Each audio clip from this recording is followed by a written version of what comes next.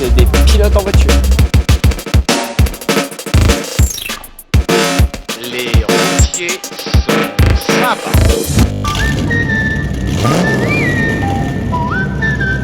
Salut les couilles! Et oui, me v'là de retour à bord d'un petit camion. Ça fait plaisir.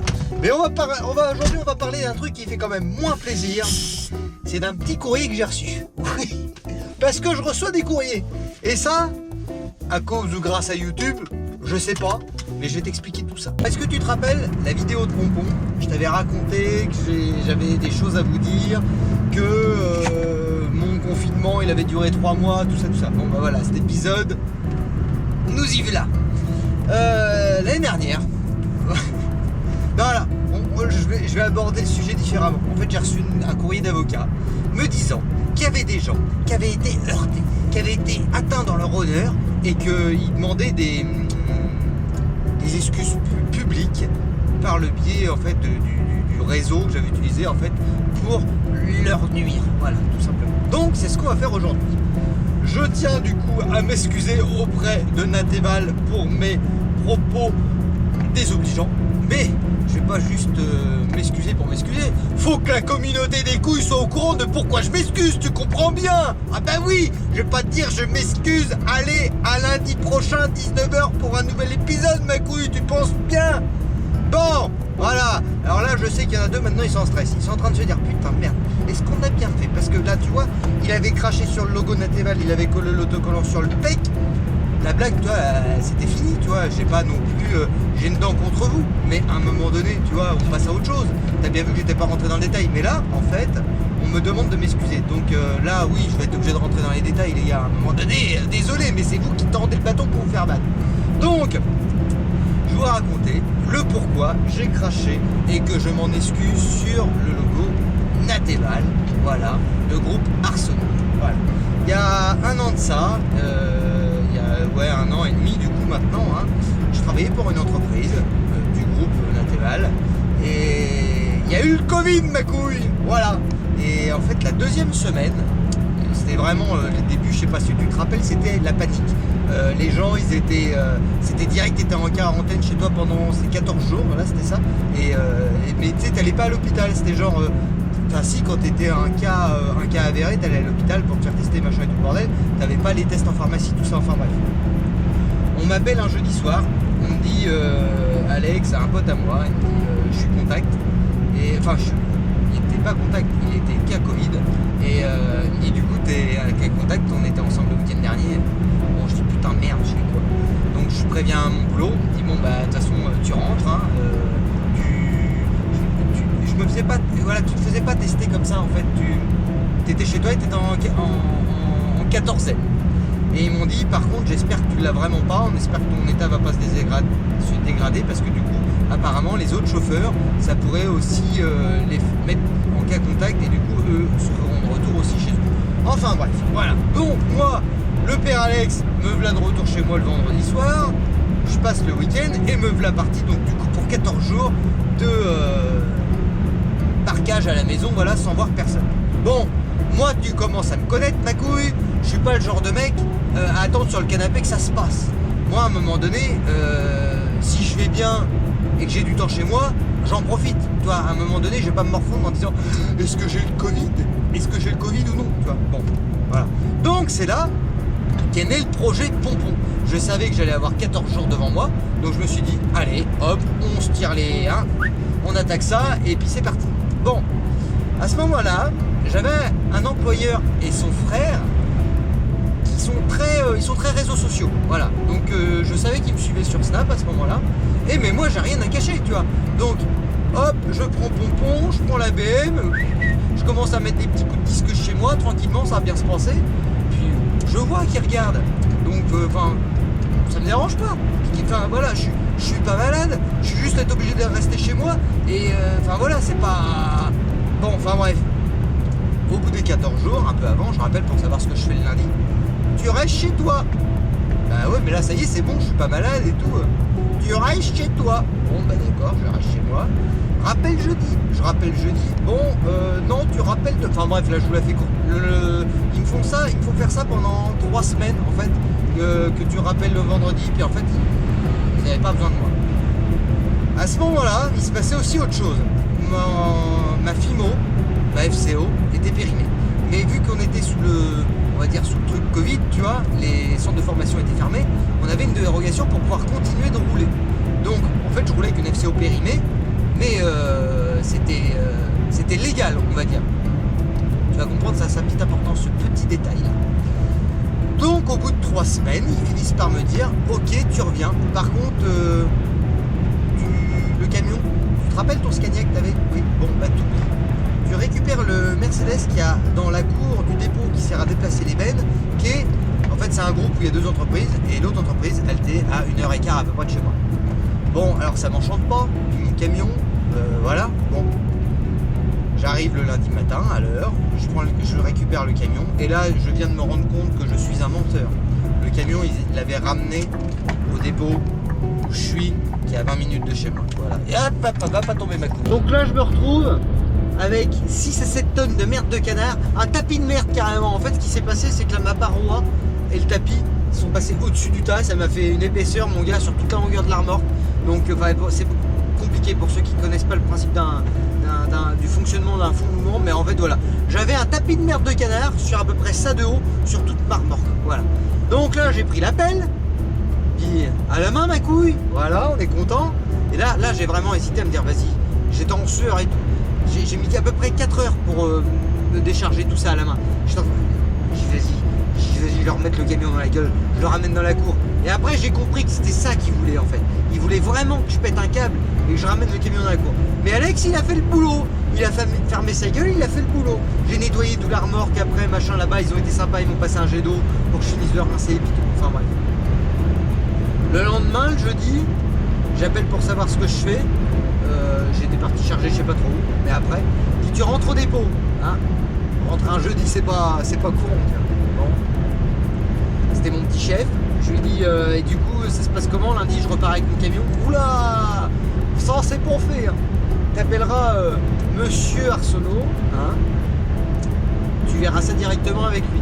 Donc moi je l'appelle directement, je lui dis salut, machin, parce que pour moi je m'étais dit ils ont pas kiffé que je bricole pompon parce que tu sais c'est radio chauffeur. Les gens après ils te disent oh putain j'ai croisé ton camion mais c'est pas toi qui est dedans, qu'est-ce qui se passe machin. Et après il y en a qui te disent bah ouais en fait c'est qu'ils ont vu que tu bricolais sur ton camion pendant que t'étais en quatorzaine et ils ont pas kiffé. Et la couille tu voulais que je fasse quoi? Ça te dérange en quoi? J'étais bloqué chez moi, que je fasse que je plante des patates, que je bricole mon camion, ou que je sais pas, ou que je joue à la console, qu'est-ce que ça aurait changé, bordel? C'est ouf ça. Enfin bref. Et ok, bon, là je rigole, je dis c'est ouf, ok, je suis puni parce que en fait, là je comprends pourquoi ils m'ont fait rester chez moi et tout. Je suis puni parce qu'ils ont pas kiffé que pendant ce temps, au lieu que je me fasse chier, que j'arrive à m'occuper. Parce que moi je suis un mec, tu me laisses pas 2 heures à attendre, j'ai horreur de ça, moi, faut que je m'occupe, je suis comme ça. Donc bon, je dis d'accord. Donc quand je l'appelle pour lui demander si je récupère mon camion, il me dit, et là le ton est direct, il m'avait pas appelé de la semaine, il m'avait pas appelé, tout passé par le petit chef en fait depuis le départ. Là le ton il monte direct, il me dit les Scania c'est pas pour les gougnafiers, si c'est pour faire de la merde comme tu fais, c'est pas la peine, moi du bon matos comme ça, alors tu m'excuseras ma couille mais le matos hein, on pourra en reparler. Du bon matos comme ça, c'est pas la peine, ça va pas pour des gens comme toi, le Mercedes il te va bien. Oh, il est chaud lui, qu'est-ce qu'il arrive? Donc ça reste mon patron, je reste correct, mais tu sais, je lui fais comprendre qu'il a pas parlé comme ça et que c'est pas bien en vrai. J'ai fermé ma gueule toute la semaine, j'ai fait le taf, jusqu'à présent j'ai jamais fait de conneries. J'ai abîmé une fois un pare-choc arrière, voilà, c'est tout, voilà, c'est l'erreur humaine. J'ai abîmé un pare-choc sur ma remorque. Mais le soir, je suis rentré au dépôt, je l'ai réparé, avec un collègue qui m'a aidé, tu vois. Et si j'ai quand même abîmé ça, voilà, quitte à dire, hein, voilà la vérité, j'ai reculé dans un poteau en fait, dans une entreprise en contre-main, donc je voyais pas ce qui se passait derrière. Le gars de la déchette il me faisait signe, mais de l'autre côté il me faisait signe, vas-y, sauf qu'en fait il n'avait pas vu de l'autre côté, j'étais en train de toucher. Enfin bref, voilà. Mais on est là pour dire la vérité, donc je te dis, là c'est ma faute, ça c'est ma faute. Mais ça, je dis putain, ça fait quand même beaucoup là, tout ce qui me crache dans la gueule pour un truc qui s'est passé il y a 6 mois quoi, tu vois. Et bon. Je dis rien, je rentre au dépôt et je vois un collègue qui me me dit, oh putain Alex, ta remorque elle est défoncée. Pas celle que j'avais derrière, le tracteur que j'avais à ce moment-là, la remorque que j'avais avant. Ben, je l'ai pas vu, qu'est-ce qui s'est passé? Ben, il s'est passé que je sais plus le nom du petit jeune, et puis je suis pas là pour dénoncer, enfin bref, un petit jeune qui avait récupéré pas mon tracteur mais ma remorque. Il a pris un truc, il a éventré tout le dessus. Ah, dans ma tête ça va vite. C'est pour ça que l'autre il m'a pété un câble et tout. Il a dit, parce que ouais, dans notre conversation il me dit ta bâche elle est défoncée. Ben j'ai dit non, elle a des petits trous, mais ça c'est depuis que je l'ai, tu le sais. Ouais non, un truc comme ça c'est impossible, sinon ça serait éventré au vent et tout. J'ai vu qu'il se raconte, la bâche je l'ai pas plus abîmée que depuis le départ. Et donc du coup il me dit ça en arrivant au dépôt, l'autre une balafre énorme et tout, machin, nana. Ah bah je dis c'est bon. Ah bah je vais le rappeler, je vais lui expliquer qu'en fait il y a malentendu, c'est qu'il sait pas que je suis pas parti avec cette remorque là et que le petit chef m'a donné l'autre ensemble. Enfin bref, toi, je me suis dit vas-y, il y a eu qui quiproquo. Je l'appelle, il me répond pas. Je lui envoie un texto, je lui dis écoute désolé, j'ai dit à mon avis t'as pas toutes les informations, la remorque je l'avais pas cette semaine, c'est machin qui l'avait, t'as qu'à vérifier, je l'ai pas, c'est pas moi qui ai balafré la bâche. Pas de nouvelles. Et donc la semaine suivante, je reste chez moi, je rappelle le vendredi, tu restes chez toi, je rappelle le vendredi encore d'après, voilà, oui ça a duré 3-4 semaines encore l'histoire. Et là même mon petit chef me répond pas. J'appelle ma petite chef, elle me dit t'es pas au courant? Je dis quoi? Il y a une procédure de licenciement envers toi, tu t'as pas reçu la lettre? Je fais non, j'y passe-moi, du coup le chef au-dessus quand même, c'est lui que je voulais avoir. Il dit oui, on t'a envoyé un courrier, tu vas être convoqué pour un entretien préalable en vue d'un licenciement. Et là je me dis mais attends, ils vont loin, ils vont très très loin, ils veulent juste me virer parce que j'ai été en 14e chez moi et que j'ai bricolé sur mon camion quoi. J'ai dit non mais je dis comme ça, t'es sérieux? T'as quoi contre moi? J'ai tout le temps fait le boulot, il n'y a jamais eu de problème, enfin, à part cette histoire de pare-choc. Mais j'avais même pas reçu de lettre d'avertissement pour ça. Toi, il n'y avait jamais eu de problème, il n'y avait rien. Là, tu recevras le courrier, machin.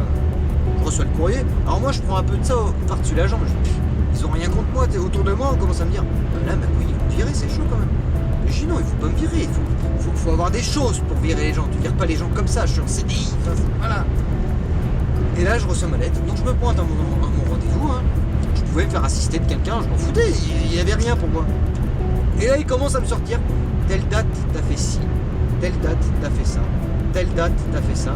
Et le Mercedes que t'es parti avec, là, tu l'as abîmé là, là, là et là. Ouais, alors c'est là que j'étais content d'avoir les photos.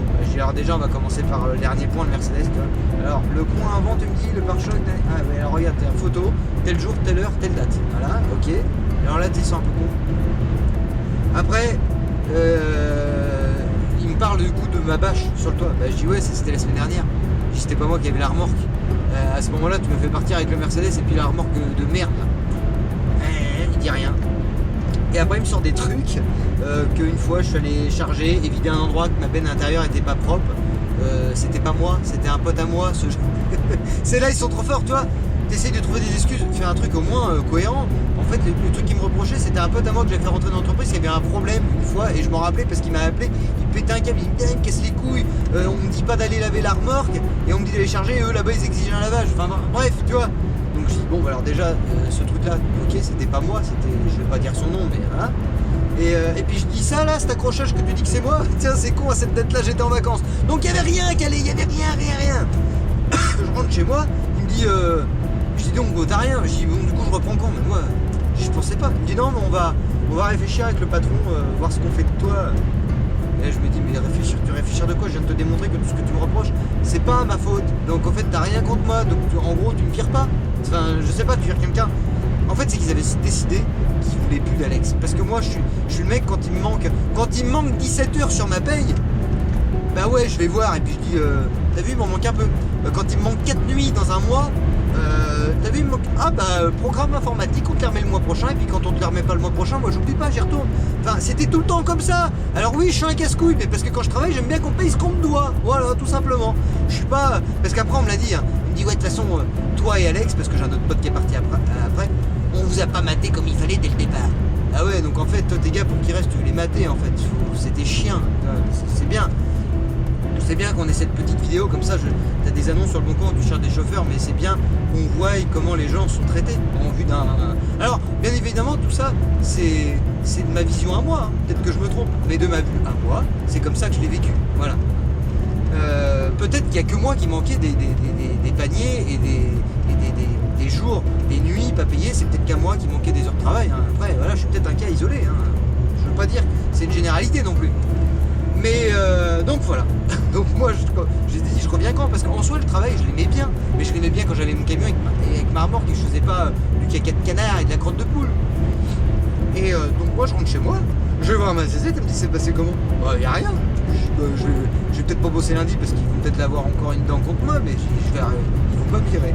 Et là 2 semaines après, donc une semaine après, je reçois un courrier me disant licenciement, telle date, pour les faits qu'ils vous ont reprochés et tout. Je dis non, mais là, oh, ça va pas là. Je le rappelle, il me dit non, mais on a décidé, c'est comme ça. Je lui dis t'as rien contre moi, tout ça je te l'ai démontré que ça marchait pas. Non mais c'est comme ça, t'es viré. Mais je vais pas laisser ça passer comme ça, je dis je t'emmène au prud'homme. Bon après, je vous la fais courte non plus, je veux pas que ce soit un épisode qui soit trop long et trop chiant. Mais en gros j'ai monté un dossier au prud'homme, j'avais jamais fait ça de ma vie. Avec les agences prud'homales de mon département. Ils m'ont dit bon bah votre truc il est béton, parce que j'avais des alibis pour tout. Le camion, j'avais les photos, les dates quand j'étais en vacances, et bah j'étais réellement en vacances. Donc enfin ça c'est vite démontrable que si je pouvais pas conduire le camion. Le coup que ma bâche était abîmée, et bah j'avais pas entre la date où ils reprochaient le truc, j'étais pas là. C'était des jours, de semaines où ils me faisaient rester chez moi. Donc il y avait vraiment rien. Et même le putain de truc de merde que j'ai fait moi, mon pare-choc, ils m'ont même pas mis dans les fautes graves, tu vois. Ils auraient été, les gars, vous auriez eu un minimum de jugeote. Il fallait au moins mettre ça, vous auriez au moins eu un bon argument. Enfin bref. Donc on me dit c'est bon, ton dossier il est béton, machin, nanana. Et après, je vais passer vite ce sujet parce que je voudrais pas que ça revienne aussi contre moi.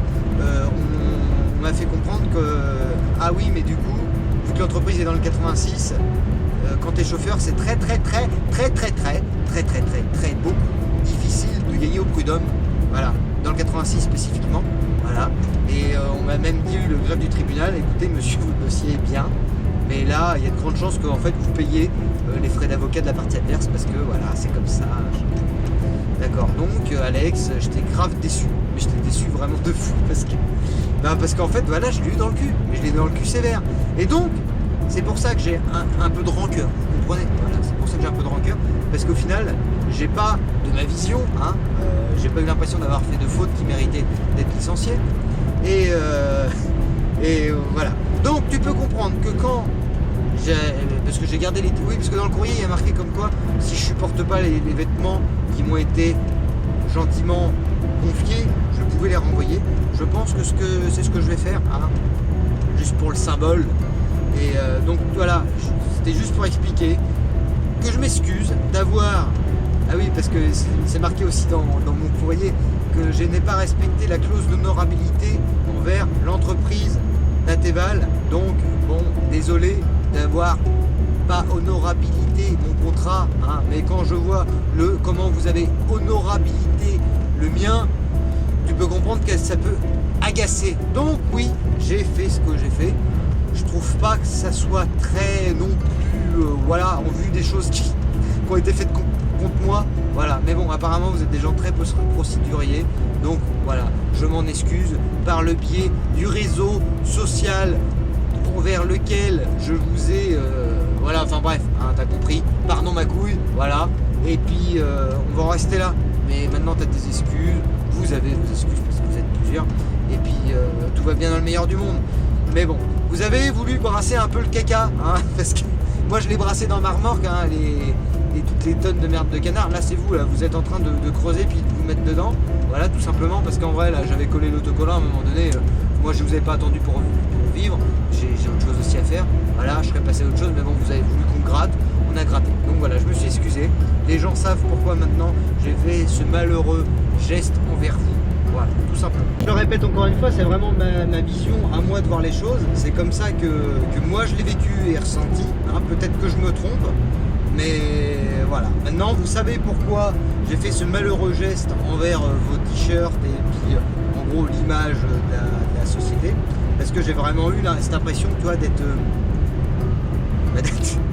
poussé à la porte comme ça gentiment, hein, parce que du coup on n'en est pas revenu dessus, mais quand t'as plus la FCO, quand t'es arrivé que t'avais ta FCO à jour, ton ADR, et que tu te retrouves viré, hein, avec une FCO périmée, plus d'ADR parce que vous m'avez promis de me la faire renouveler, et quand elle est tombée périmée, ah bah non on verra ça plus tard, ah bah non en fait on n'a pas besoin que tu aies de l'ADR, bah voilà, hein, autant te dire que c'est pas facile pour retrouver du travail quand les centres de formation sont fermés, tu peux pas repasser ta FCO que du coup j'ai dû financer moi, hein, parce que normalement c'est le haut patron de financer la FCO, mais là vu que j'ai été foutu dehors, bon bah j'ai dû prendre de mes propres deniers pour me repayer cette formation pour ensuite pouvoir retrouver du travail.